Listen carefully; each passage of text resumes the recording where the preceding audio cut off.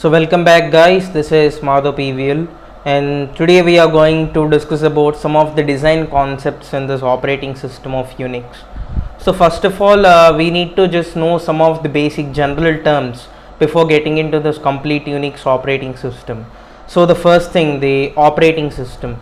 So operating system is nothing but it is a system software which is used to build some application softwares. So what is system software, what is application software? So system software in the sense, so system softwares are nothing but the OS, they are Windows, Mac. So an interface which is given to the user to just complete his works is known as a system software, whereas application software is nothing but the tools or the things or some applications which we use in the system software to complete our task is known as an application software. So that is system software and application software. With the help of system software we build application softwares. So yeah, this can also be done. So now we will just see this diagram. So this is a very basic architecture of any operating system. So first this is a user. So user will just raise a something like a command, and then the command will be in this user will just raise for a command, and then command is nothing but a program. So from the program it will just collect some data or something like that. It will just go into this kernel, and then from kernel it will just get into the hardware, and from hardware it will just get back the data to the kernel, and then from kernel to programs, and then kernel programs to user. So finally this is the process which is going to happen in this every operating system. But the word kernel is used especially in the case of Unix or Linux operating system, as they are command based operating systems, so command interface operating system. So that's why kernel is used for the purpose of only in Unix and Linux. So hardwares are nothing but the all peripherals devices are known as the hardware unit, and then kernel is nothing but it is loaded first and it remains in the main memory. So basically kernel is nothing but the program files which we see in the C drive are known as a kernel memory. So it is loaded first and it will remain in this main memory. It provides essentials of the OS. Actually they are something like if we need to just on the system, then there should be some files to load. So those are the files which we can say they are known as kernel. So the files which were in this kernel are the files which were required for owning a particular laptop at the initial state. So kernel code is loaded into a protected area of the memory to prevent it from being overwritten by other programs or parts. So kernel consists of different number of programs. So basically kernel is not executing only one program, it executes more than one program. So in that case it will have some protected area of a memory where each process will have some particular code, right? So that code will be just stored in that particular area, so that the other programs or other parts will not just get into that place to just execute that code. And then Unix architecture process swapping. So I will just discuss it one by one in the next pages. So user perspective. So these are the user perspectives of a particular operating system. So now the file system is nothing but the hierarchical structure which maintains a proper order and then consistent treatment of a file data. So the regular arrangement of a data should be done with the help of this operating system. So consistent treatment is nothing but if if two folders are created with the same name, then it should be ordered with the help of the date created. So the highest date will be first, and then the newly created will be in the second position. So consistent treatment is nothing but the file data should be consistently watched, it should be sorted again and again. The ability to create and delete files, so this is a very basic function of any file system. And then protection of files, this is also a very basic thing. The file system is organized as a tree with a single root node called as a root.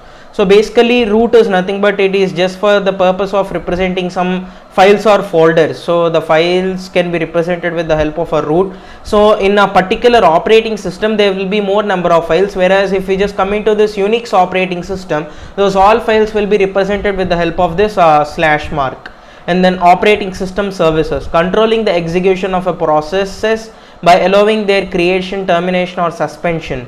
So the services which need to be provided by the operating systems are controlling the execution of a process by allowing their creation, termination or suspension. So scheduling process is nothing but as we had just discussed it before, kernel will have so many programs or so many processes to run at a particular time. So scheduling is a main thing which need to be very topmost priority in any operating system. So CPU is a time shared manner. So CPU executes a process, kernel suspends it when time elapses, kernel schedules another process, it will reschedule the terminated process at some other time. So here CPU executes a process, so it will just execute a process, kernel suspends it when time elapses. So if the process time gets completed, expired, then it will just suspend the process. So the kernel schedules another process. If the suspended process is still not completed, then it will just reschedule the terminated process some other time. So this is about the scheduling process. So this is a case where swapping occurs if the space is not sufficient in main memory, then swapping happens. So now let me just draw like this.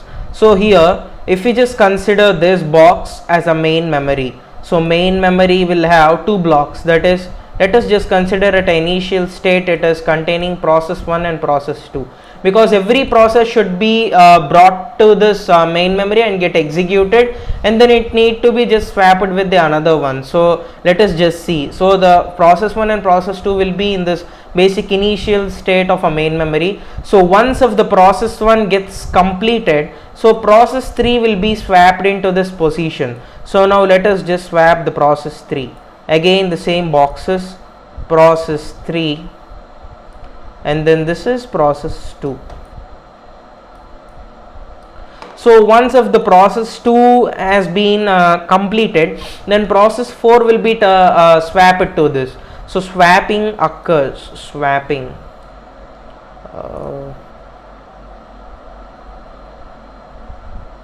It's okay, fine. Swapping occurs. So here also the swapping thing. So swapping occurs, and now finally it will execute all the 4 processes in this main memory and then complete the work.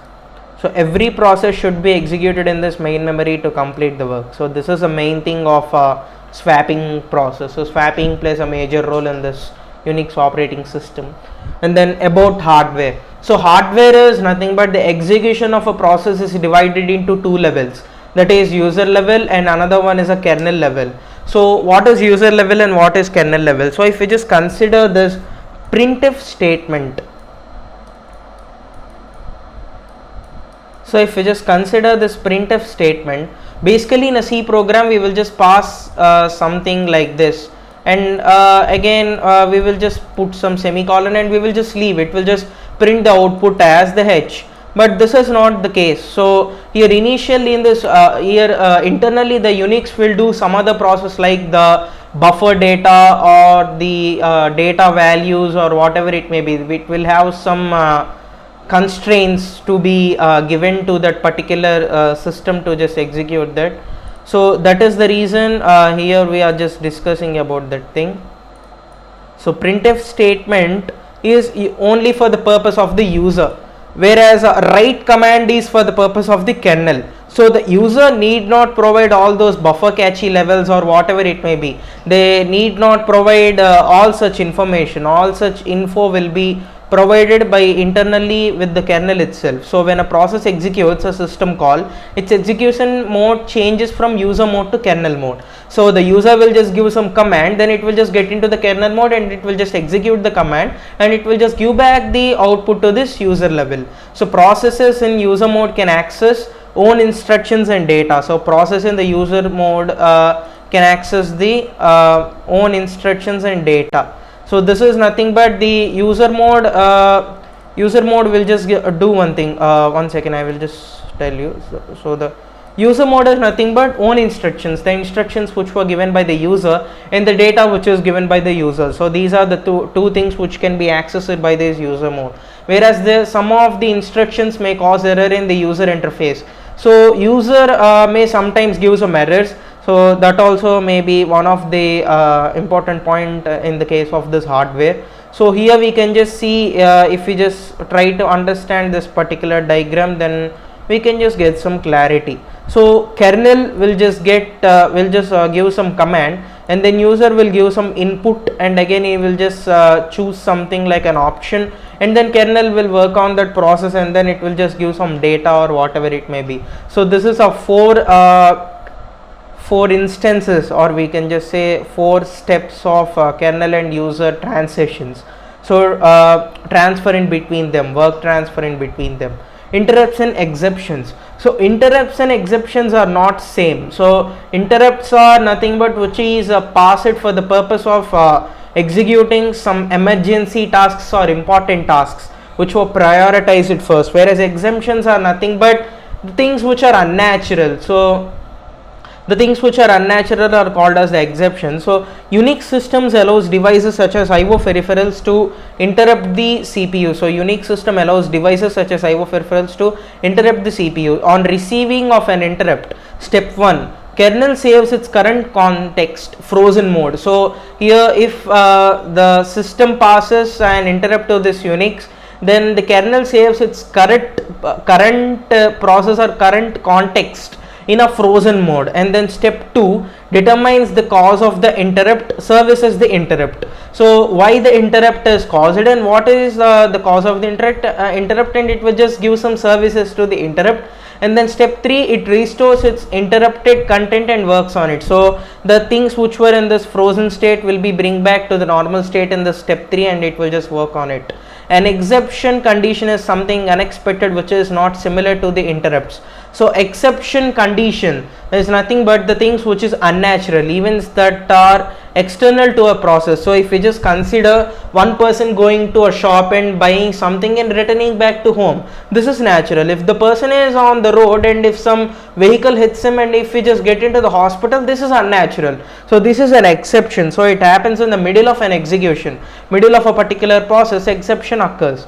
Unix system uses only one mechanism, process execution level.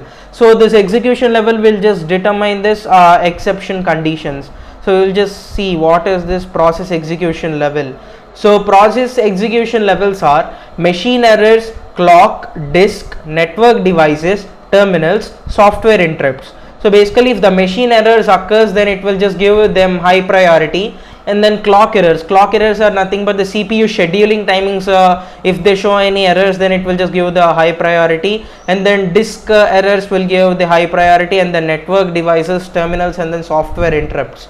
So this is a process execution level. So this is a level which shows the low priority and then high priority. And then memory management is nothing but kernel permanently resides in a main memory, because as we had said before, kernel is nothing but the files which were in the C program. So the files which were in the C program are the kernel files. So compiler generates a set of addresses in the program that represent address of a variables and data structures. So compiler will just compile every particular file in that operating system, and it will just give some addresses, set of addresses will be given to that particular program or files, and it will be stored for that particular variables and the data structures. So the kernel will generate the virtual memory only when the process is not executed in the physical memory. So if the process is not getting executed in this physical memory, then it will just swap it to the virtual memory, so that the main process will run in this physical memory, whereas the things which were not required will be running in this virtual memory. Kernel coordinates with the machine hardware to set up a virtual to physical address transition. As we had said before, the important things, so the things which are primary or the currently executing things will be in the primary memory. Currently executing things will be in the primary memory. Whereas if we just consider the things which were in this rest state, or if we just minimize this task, then they will be in this virtual memory, which is just for the purpose of a user sake, which is just for the purpose of a proof, like your process is not terminated, it is just working as a background application. So this is about a basic architecture of a Unix operating system. Thank you.